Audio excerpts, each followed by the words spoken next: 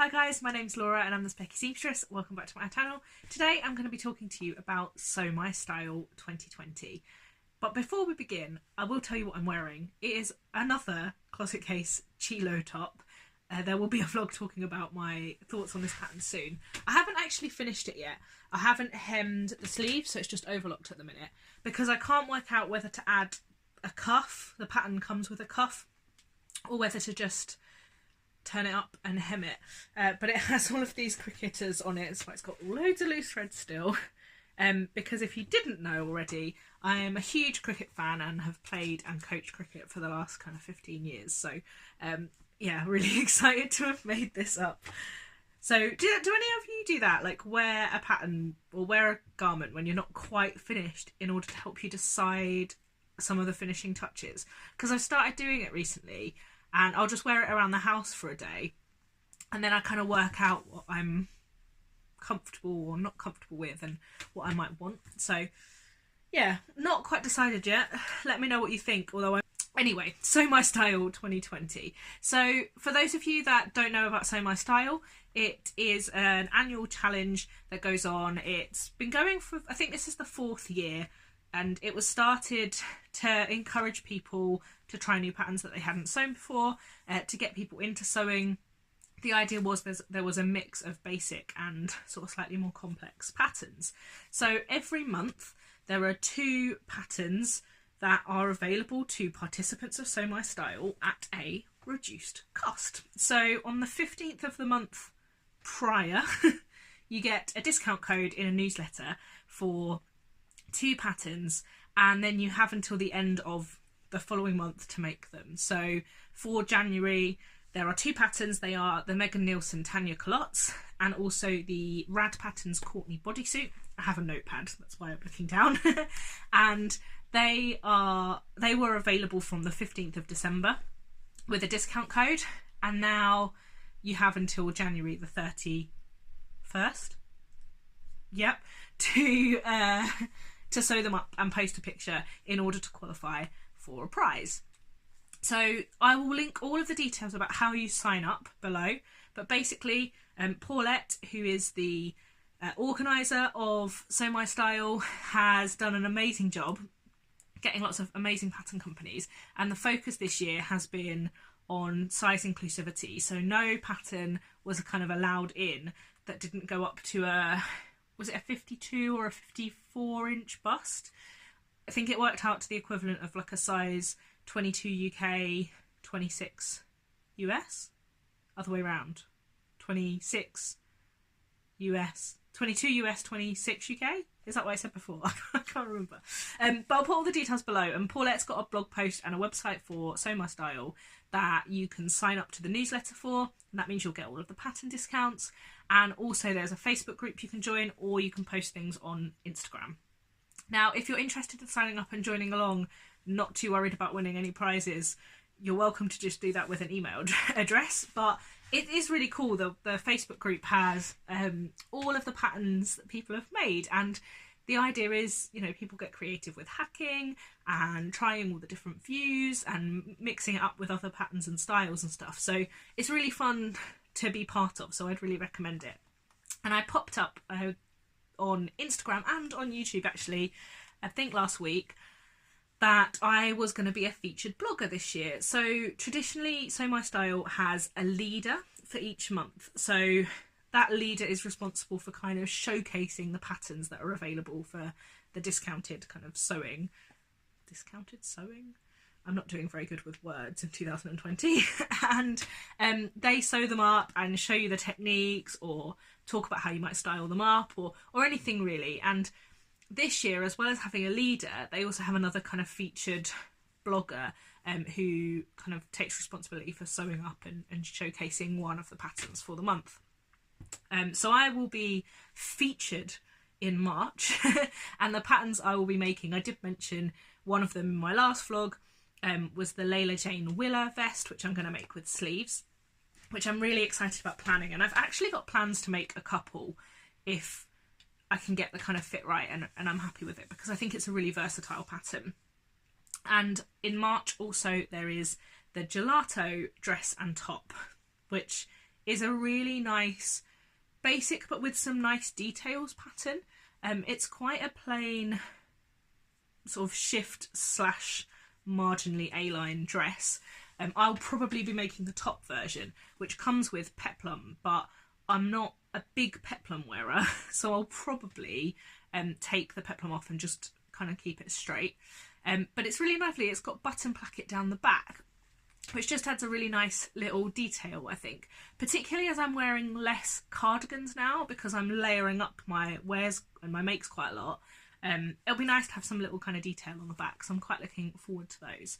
Now, Lindsay over at Inside the Hem has done a really kind of thorough review of all the patterns, because all of them other than 2 have been announced. The 2 that haven't been announced yet are going to be new patterns that haven't been released yet, and they are from In the Folds and True Bias. But Lindsay's done a really good job of going through all of the patterns and talking about the fabric requirements they have and what different ones she thinks she's going to make. So I'll link her video down below. Please go and check that out. There's no point me doing that again because it's such a good resource that I'm just going to talk to you about the patterns in the year that I'm excited about sewing and the ones I am going to try and sew if I can. So other than the 2 patterns in March that I'm going to sew, I've got 5 patterns that I'm really, really keen to sew throughout the year. Now, I'm going to put out a disclaimer here. As part of the inclusivity kind of focus, it wasn't just size inclusivity. The patterns also included men's patterns and kind of unisex or genderless patterns and accessories as well, including a few bags. Now, on the whole, I'm not going to be sewing the men's patterns or the accessories. I say on the whole because there is an exception. Now, I do want to do some men's sewing this year, and I will commit to actually sewing my husband some things that he's asked for. But he's not that big a fan of either of the men's patterns that I showed him. I think I showed him all of them, and he wasn't a fan. He's got quite a specific style, and neither of those kind of suited it. So I'm not going to make them for the sake of sew my style, because it isn't sewing his style. And bags, I've already told you that I'm really keen to sew the hazelnut backpack, which I have. Now, I've never sewn a bag before, so I don't want to take on loads of bag projects, because I am more of a garment sewer for sure. So that's just a disclaimer up front. If any of the patterns, the men's patterns, had been up Nick's street, they would have been being on this list as well. So the 5 patterns I'm excited to sew from Sew My Style, kind of not immediately because you sew them in the month, but you know, the ones that have caught my imagination. The Pona jacket from Helen's Closet, which was a new release in autumn, which I really loved at the time it was released, and didn't buy it because wasn't convinced I was going to sew it anytime soon. So I thought, you know, I would sew the things I already had. That's later on in the year for Sew My Style, and so I'm quite looking forward to kind of planning out what I will make with that.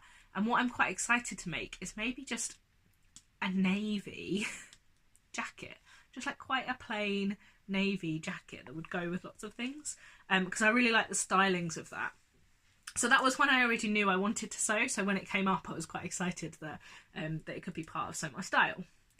Now, there's also the Tanya culottes, which I said are one of January's patterns, and that's what I'm going to sew this month. You guys know I like the Winslow culottes. It is no secret to anyone who has been watching this channel that the Winslow culottes is a favourite of mine. But I like the Winslow culottes at knee length, and I'm not sure that they're the culottes for me for full length trousers. Mostly because I think they look great as full length trousers in viscose or really lightweight fabrics that they kind of then look like palazzo pants, like you would go on holiday in them and float around the beach. But I don't have any holidays like that planned, and you know, maybe I will make a pair of full-length Winslows when I do. But the Tanya culottes just look a little bit less voluminous in the slightly longer lengths. So they still really look like a skirt, and actually they arguably look more like a skirt than the Winslows do. They do have a side zip, which I'm not always a massive fan of, and to be honest have been putting off sewing invisible zippers for quite a while now, so maybe it's a good thing for me to tackle. But I'm going to give those a go, and what I'm going to give those a go in is the grey fabric that I picked up from Walthamstow the last time I went with a van, who is getting a stitch on Instagram. I'm just looking around, but I think it's downstairs in a box, so I will link the Walthamstow Market fabric haul to show you. But just because I think that will look really good for the time of year that I'm coming into for the UK. So they'll still do me for spring. I can wear them with tights and boots and then kind of a fun top like this maybe. So I think I'm going to make those in grey, but if they work, obviously then that opens up to many more versions. I am a pattern repeater after all. So that's 2. The third one that I'm really excited to sew is the Sinclair Patterns Nova. Now this is a raglan sweatshirt, which I have patterns for a raglan sweatshirt, but I really like the hood option because it's a crossover hood. I don't know why this symbolises crossover, but it doesn't kind of have a quite open neck. I find that quite often hoodies have an open neck, and if I want to keep warm, I want to keep warm. So one that kind of crosses over sort of feels a little bit more cosy than that. So I'm quite keen to give that a go. I've been meaning to make the Stella hoodie from Tilly and the Buttons for quite a while, but I haven't.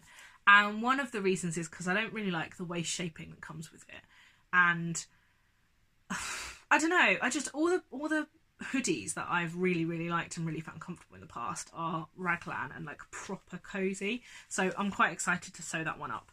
And yeah, I mean, if that one works, that might be one that could work for Nick as well, because I think you could quite easily make that for men as well. So I might have a look at that one as well. Then there's the Scoop Pinafore by So Different. Now, if you look at Lindsay's video, she has some opinions about this pattern. Now, I have spoken about the fact I would like to make some more pinafore. I would like to make some pinafore dresses and dungarees and overalls this year. And what I like about this pinafore dress is that it has kind of a side panel, so it doesn't come really low down. So what I find frustrating about a lot of kind of pinafore dresses is that you've got this bit where if it comes too low down, you need a really long top under it, or you've then got kind of a panel. I mean, in the past, when I've had ready to wear pinafores, I've actually worn a little tube skirt underneath because otherwise you could see where my tights were, and I didn't like that. So I like the idea that this has this kind of side panel. And I also really love the it's called a bubble hem, but it reminds me of the lantern sleeves that are kind of in a few patterns at the minute, including the other view of the chilo, because it just, I don't know, it gives it a really nice shape. And the versions in the green velvet and then the velvet that's embroidered on the website are really, really lovely. And I think they show off the pattern better than the line drawings do. So I hopefully will have popped in all of those here. So I'm excited to make that. And Lindsay, I hope you love the version I make. Then there's number 4. Number 4? Yeah, number 4. I'm getting there. I can count to 5. Is the Rose shorts and trousers made by Ray. Now these are quite simple woven elasticated back waistband trouser short pattern that just have some nice little pleats and are just kind of quite a nice shape that I like, and I'm definitely keen to try these out. These are also later on in the year, and I love a flat front trouser, and there's another pair of trousers on the list is the Free Range Slacks by Sew House 7, which I hear amazing things about all the time, but I'm not a big fan of the elasticated front waistband. They're on my list as like maybes, but I'm not 100% sure. But the Rose have a flat front and then an elasticated back. So I'm doing that across my front, as if you can see, but you get what I mean. And the line diagrams are up there. And I think they'll just be really, really useful for summer, autumn, winter, all year round because you can layer them up with tights, or you can have full length versions. And I've got a few different kind of bottom weight fabrics that I can try those in. So finally, having said I wasn't going to pick any of the bag patterns, I do really want to do one of the bag patterns, but I have a feeling I'm going to take longer than the 45 days you get to sew it. So it might not be an entry to Sew My Style, but it's a commitment to sew the pattern, which is the Summit Pack. The Summit Pack by Cloud Splitter Bags and Accessories, which is just a really nice little backpack, and it takes quite a lot of notions, which is one of the reasons I think I'm not going to be very organised, because I'm really bad at getting all of those kind of things in advance.